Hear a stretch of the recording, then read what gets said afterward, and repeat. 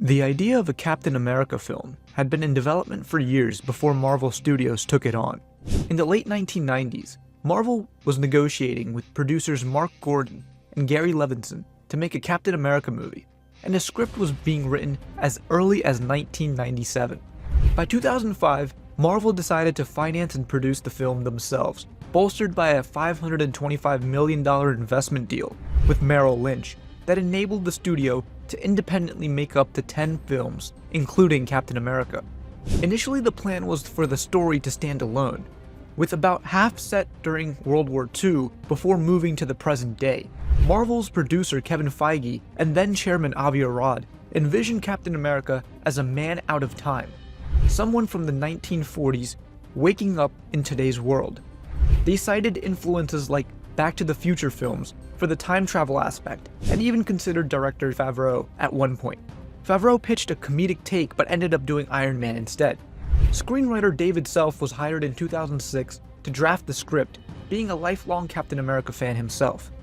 However, progress slowed during the 2007 to 2008 Writers Guild strike, and then the project was put on pause. After the success of Iron Man, Marvel officially announced the First Avenger, Captain America, in May 2008, with a tentative 2011 release date. Director Louis Leterrier, who made The Incredible Hulk, was impressed by early concept art and even offered to direct, but Marvel turned him down. Instead, Marvel hired Joe Johnston in November 2008 to helm the project. Johnston was seen as a perfect fit due to his experience with period adventure films, October Sky and The Rocketeer, even his past special effects work on Raiders of the Lost Ark. Johnston brought on writers such as Christopher Marcus and Stephen McFeely to rewrite the script, setting the tone as a wartime adventure that still connects to the larger Marvel universe. The creative team decided, rather than having Captain America fight Hitler or real Nazi troops directly, the villainous organization Hydra from Marvel lore would be the main antagonist, allowing a comic book twist on the World War II setting. This approach let them introduce the Cosmic Cube, the Tesseract, tying into the broader Marvel universe, and including a young Howard Stark as an ally, linking Captain America's story to Tony Stark's world. By 2009, pre-production was in full swing. Johnston had a production designer leading a team of artists at Marvel's Manhattan Beach studios, sketching out the 1940s world and fantastical technology of the film. The attitude in this phase was anything goes creatively. The team brainstormed elaborate set pieces and gadgets from futuristic Hydra weapons to a classic World's Fair, before later trimming ideas to fit the budget. Johnston confirmed the film would primarily be set in 1942 to 1943, staying true to Captain America's World War II origins. Early design work focused on mixing period authenticity with comic book sci-fi. For example, the art department, including concept artist Daniel Simon, known for Tron Legacy designs, crafted retro-futuristic vehicles and gear for Hydra that could believably be built with 1940s technology enhanced by the Tesseract. Even the Red Skull's personal car in the film was modeled after the 1930s Mercedes-Benz models, souped up with imagined Hydra tech. All these pre-production efforts laid the groundwork so that by spring 2010, the project was ready to roll cameras on an epic period superhero piece. Finding the right actor to play Steve Rogers in Captain America was a crucial and lengthy process. Marvel considered a long list of young actors for the title role, including names like John Krasinski, Channing Tatum, Ryan Phillippe, and even future Marvel stars like Chris Pratt and Wyatt Russell. Among the contenders was also Sebastian Stan, who ultimately didn't get Captain America's role, enough of an impression to be cast as Bucky Barnes, Steve's best friend. In March 2010, Marvel finally offered the role to Chris Evans, known at the time for his work in Fantastic Four and other films, and he accepted after some initial hesitation. Evans famously turned down the part at first due to anxiety about the multi-film commitment and the sudden fame it could bring, but Marvel persisted and eventually convinced him it was the right fit. Director Joe Johnston and casting director Sarah Haley Finn felt Evans embodied the relatable humility and inner strength needed for Steve Rogers. They needed someone who could believably portray both the scrawny, heart of gold kid from Brooklyn and the physically imposing super soldier he becomes. Evans' ability, earnestness, and vulnerability beneath the heroism sealed the deal. For the film's antagonist, Marvel cast Hugo Weaving, of Matrix and Lord of the Rings fame, as Johann Schmidt, aka Red Skull, by spring 2010. Weaving's gravitas and experience with villainous roles made him a strong choice to play Captain America's archenemy. As for Steve's allies, relative newcomer Hayley Atwell was chosen to portray Peggy Carter, the British agent who partners with Steve. Atwell won the role over several other actresses considered, including Keira Knightley and Emily Blunt, and brought a mix of warmth and toughness to the character.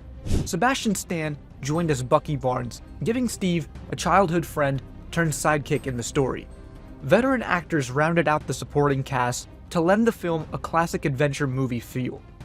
Tommy Lee Jones signed on as Colonel Chester Phillips, the gruff US Army officer overseeing the Super Soldier Project, and Stanley Tucci took the role of Dr. Abram, the kindly scientist who creates the Super Soldier Serum. Tucci notably was excited to play a German expatriate scientist and even requested to use an authentic accent for the part. Toby Jones was cast as Dr. Zola, Red Skull's brilliant, if timid, Hydra scientist. The filmmakers also brought in actors to represent Captain America's legendary World War II Commando Squad. Neil McDonough appeared as Dum Dum Dugan, complete with his trademark bowler hat and mustache. And others, like Derek Luke, Gabe Jones, and Kenneth Choi, Jim Morita, filled out the International Howling Commandos team. Even the young Howard Stark, Tony Stark's father, makes an appearance in the film, played by Dominic Cooper, connecting Captain America to the larger MCU continuity. Director Joe Johnston was hands-on in the casting process, approving choices that would ensure a balance of fresh faces like Atwell and Stan, and seasoned talent like Jones and Tucci. He even cast some nods to the Marvel lore. For example, a brief cameo by Samuel L. Jackson as Nick Fury was arranged to bookend the film and tie it to the Avengers. In the end, the cast of the First Avenger blended charismatic new stars with reliable character actors, a mix that helped ground the movie's fantastical elements in genuine performances. On-location filming transformed parts of the UK into 1940s New York, as seen here on Manchester Street, dressed as Brooklyn's Lower East Side for Captain America: The First Avenger.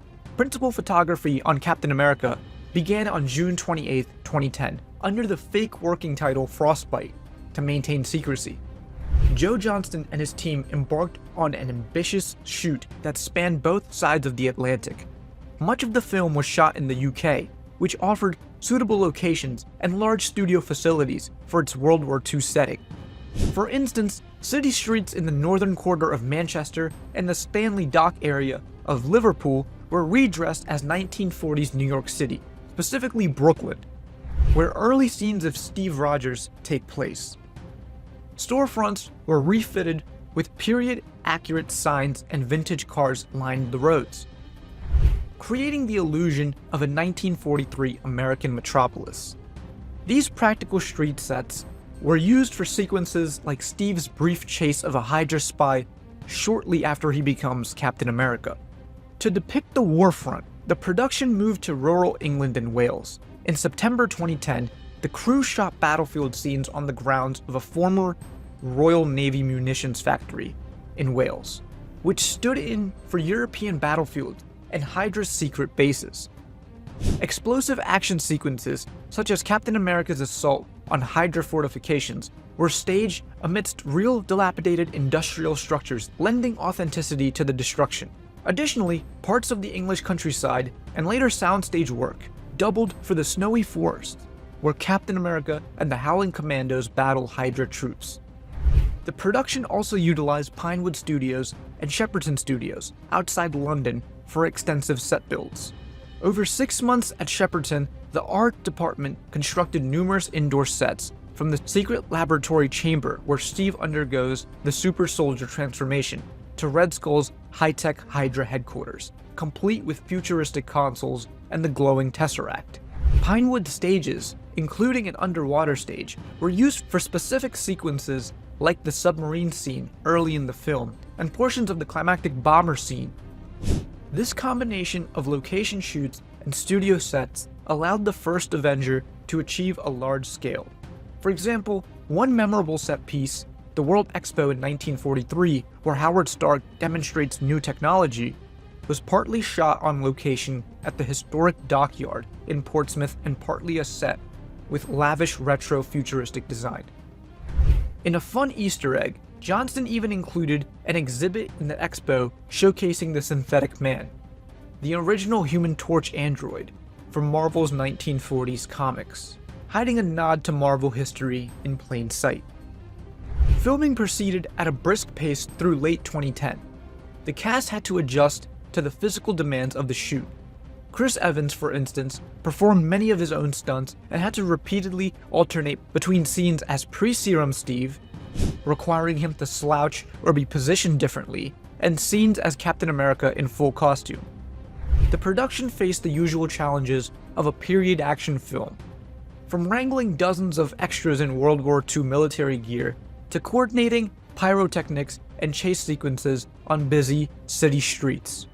One specific challenge was the tight schedule for the transformation scene. The scene had to capture shots of skinny Steve and buff Steve in parallel, which required clever scheduling and technical work. Despite the complexity, principal photography wrapped on time in late 2010. In early 2011, a few additional pickup shots and reshoots were done, including a short scene filmed in New York City's Times Square April 2011, which was used for the film's ending when Steve awakens in the present day. Notably, during the production, Marvel decided to release the film in 3D via post-conversion, so extra care was taken when filming to compose shots that would look good with added depth. All told, the production succeeded in bringing 1940s America and Europe to life, blending real-world locations with detailed sets to create the canvas for Captain America's origin story. Bringing Steve Rogers' transformation to the screen required extensive visual effects work. About 1,600 effects shots in total, handled by a whopping 13 different VFX vendors. The effects team, led by VFX supervisor Christopher Townsend, tackled everything from subtle body alterations to explosive action sequences. Some of the most notable visual effects accomplishments included Skinny Steve transformation. One of the film's signature effects was turning the muscular Chris Evans into the frail, pre-super soldier serum Steve Rogers. This was achieved primarily by Lola VFX, a company specializing in digital plastic surgery techniques. The filmmakers used two main approaches in most scenes. They digitally shrunk Evans in all dimensions, essentially scaling down his body and thinning him out frame by frame. To do this, each scene with pre-serum Steve was filmed multiple times, once with Evans acting alongside the other actors, and again with Evans alone in front of a green screen, so his body could be digitally reduced and composited back in. Sometimes they also shot the scene with the other actors, but without Evans, and with a similarly sized body double mimicking his movements. These multiple passes let the VFX artists layer a shrunken Evans into the scene seamlessly. In cases where Steve was mostly still, sitting or lying down, a second approach was used, grafting Evans' real face onto the body double.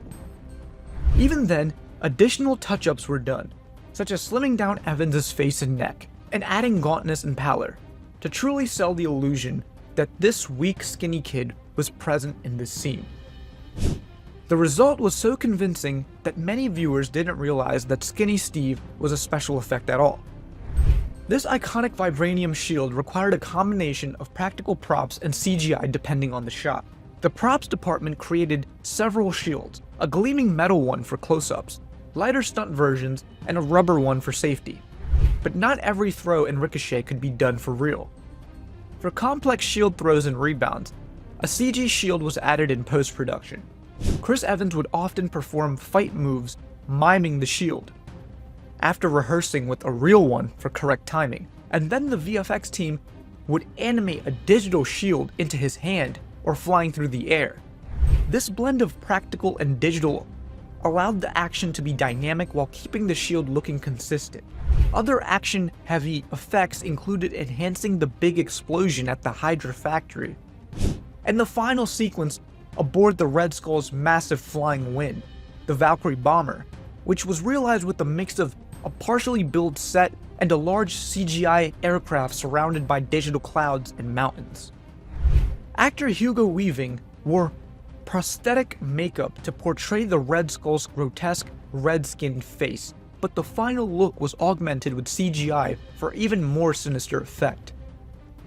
The prosthetic mask provided the general shape, including the red coloration and basic contours, but it was somewhat bulky.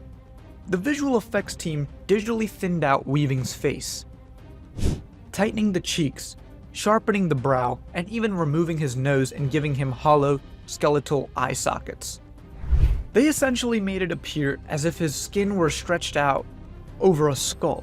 The end result is that Red Skull looks a bit beyond human, with an unnaturally ghastly visage, while still allowing Weaving's performance to shine through.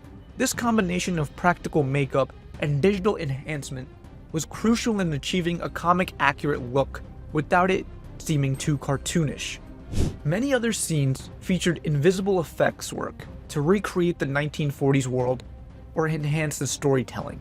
Matte paintings and CGI were used to extend the Brooklyn skyline and the World Expo Fairgrounds, since obviously modern cityscapes had to be either dressed down or digitally altered.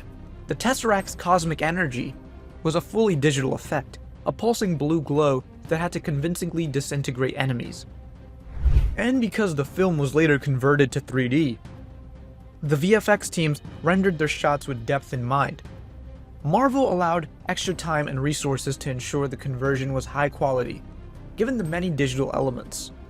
By the end of post-production, Captain America the First Avenger had pushed the envelope with its digital body double work on Steve Rogers and delivered the kind of large-scale spectacle audiences expected from a Marvel adventure set against the canvas of World War II. To complement its 1940s setting and heroic story, the film's music and sound design were crafted to evoke a classic adventure serial vibe within the Marvel framework.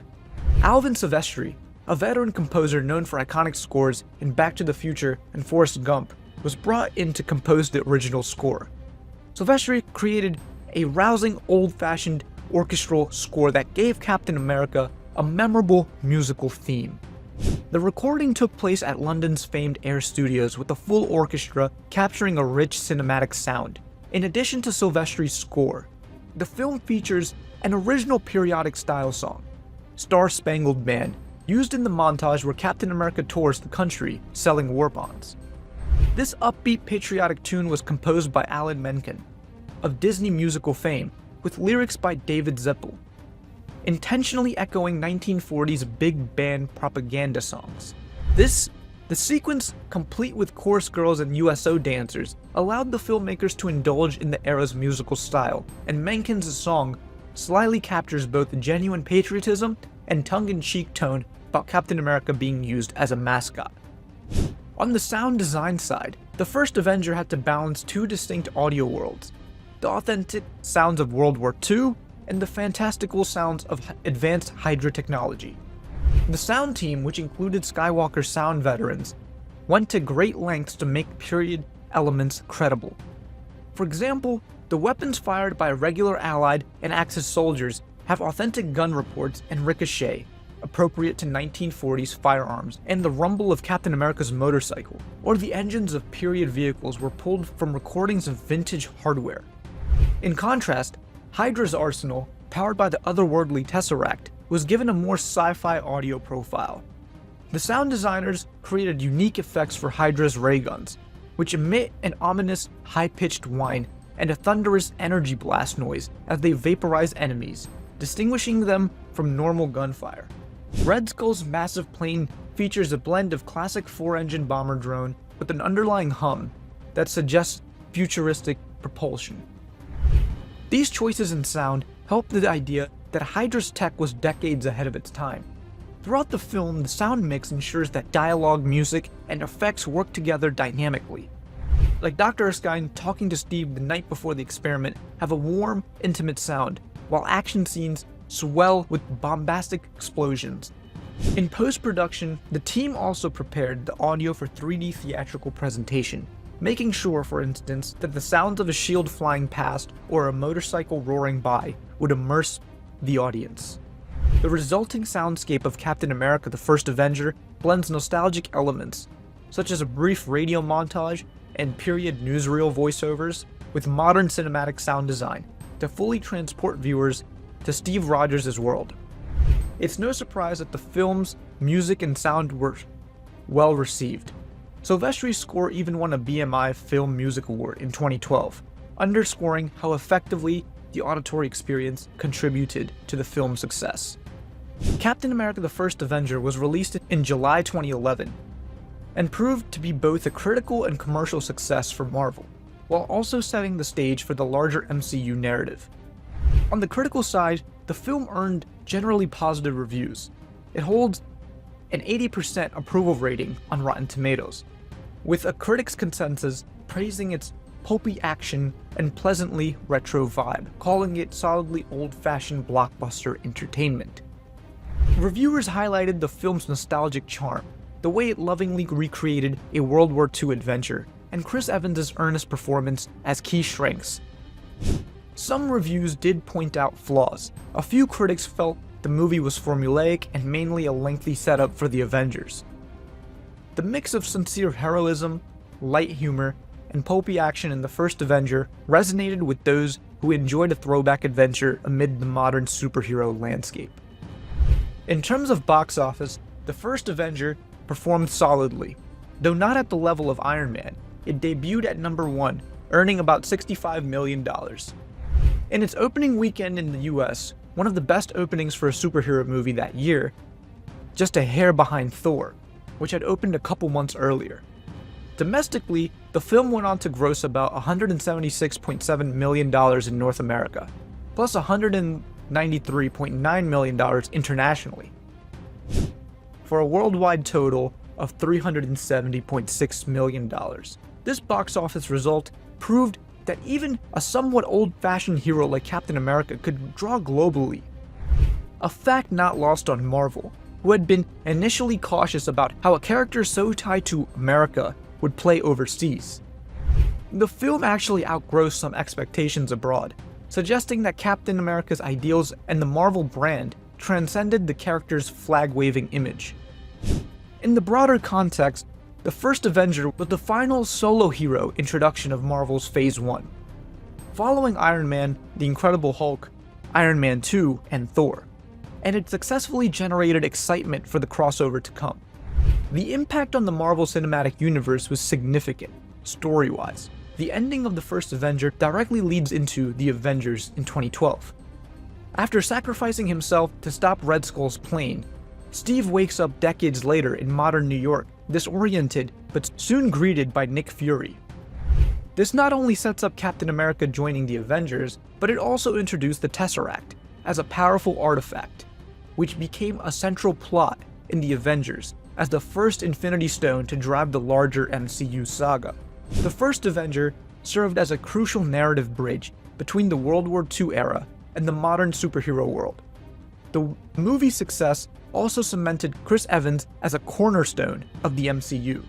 His portrayal of Steve Rogers became the heart of the Avengers team in subsequent films, and the character's values, rooted in the 1940s sense of duty and goodness depicted in this origin story, often provided the moral compass for the larger MCU storylines. In terms of tone, the First Avenger showed Marvel's willingness to blend genres. It proved a superhero film could also be a period warp movie, opening the door for more genre experimentation in the MCU.